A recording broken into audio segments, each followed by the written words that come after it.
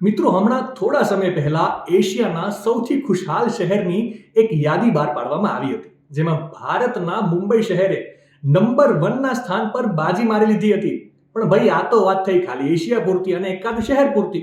પરંતુ દર વર્ષે વિશ્વના એવા દેશની યાદી પણ બહાર પાડવામાં આવે છે જ્યાંના લોકો સતત મોજમાં રહેતા હોય છે, એકદમ રાજી રાજી રહેતા હોય છે, જેને વર્લ્ડ હેપીનેસ રિપોર્ટ કહેવામાં આવે છે.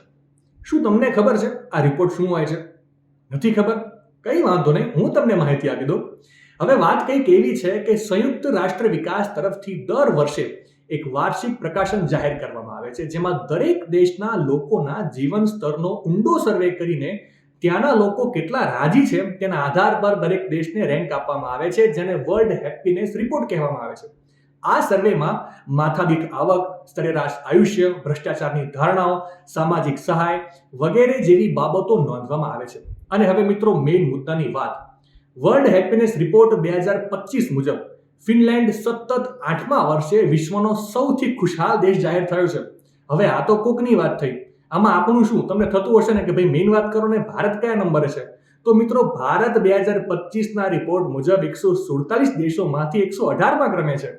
એક મિનિટ, આમાં દુઃખી થવા જેવી કોઈ બાબત છે જ નહીં, કેમ કે 2024માં આપણે 126મા નંબરે હતા. ત્યાંથી મોટો કૂદકો મારીને 118 સુધી પહોંચ્યા. ભાઈ, ખરેખર મોટી વાત કહેવાય.